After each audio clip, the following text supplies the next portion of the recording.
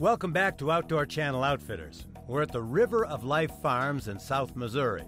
Owner Myron McKee, along with our guides Shelby Nold and Brandon Bodenhausen, are here to tell us what the River of Life Farms is all about and what it means to them.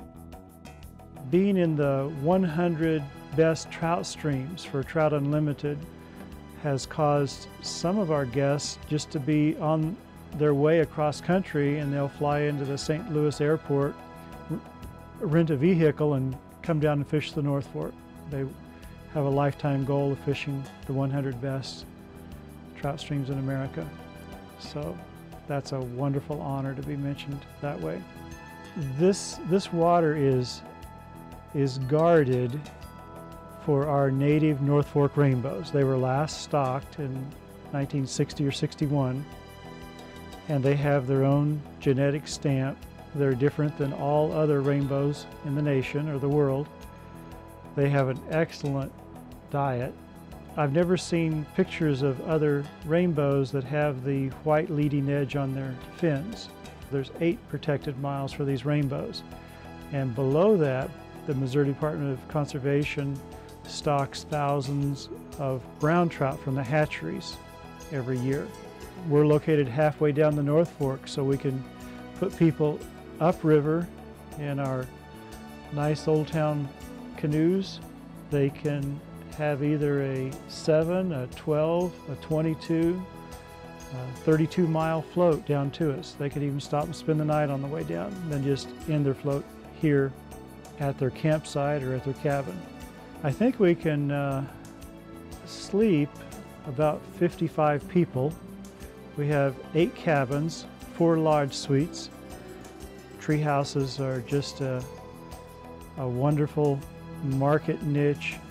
The romance of staying up in the trees, especially in one of our luxury cabins streamside, appeals to a lot of people.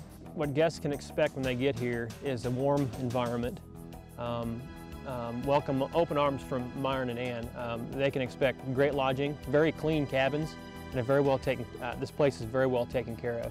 And it's a great gift for someone.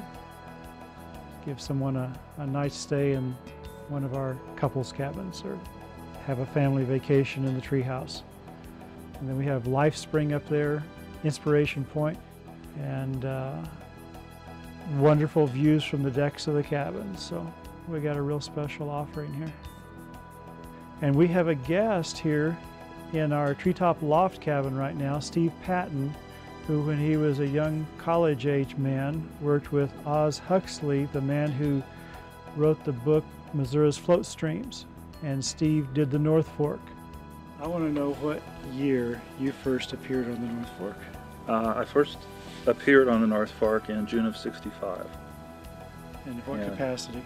Well, at that time I was working for Oz Huxley, who was a teacher at Missouri State Teachers College in Warrensburg. It was a teachers college then, and I was going to the University of Missouri of Columbia, and he was looking for volunteers to help map the river for the guidebook that would come out later called Missouri Ozark Waterways. And that was my first experience on the river for almost 3 weeks down here. I'd been here once before in the early '60s, but never camping or exploring or anything like that. It looks like we're clearing now the river. It's going to be that turquoise color tomorrow.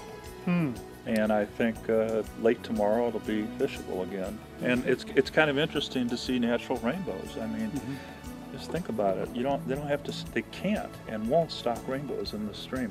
These rainbows come from families that are 40 years old in the stream, and they've actually taken on, through heredity, a look of their own that you can't see in any other trout in the area. There's some red markings and some white markings that are only natural to the North Fork and that you won't see in any other trout. I just showed Doug the trout that you have mounted on the wall. The brownie. Yeah, that brown trout. Yeah, that was from the days when they stocked. Well, they still do. When they started the stocking program for browns, and of course some of them still grow to gigantic sizes like that. That was, I believe, like 76 or 77, that one. But it's great. I mean, I can't think of one place in this world that I'd rather go to relax than here, and do the things I like to do, which is fly fish, photography, hiking, reading at night, that kind of thing. It's wonderful. It's special to me, and it's very nice to be able to see how Myron and Ann have taken care of what God has entrusted to them and been good stewards of this beautiful property. And I think that's what people are going to see when they come here, just a beautiful place.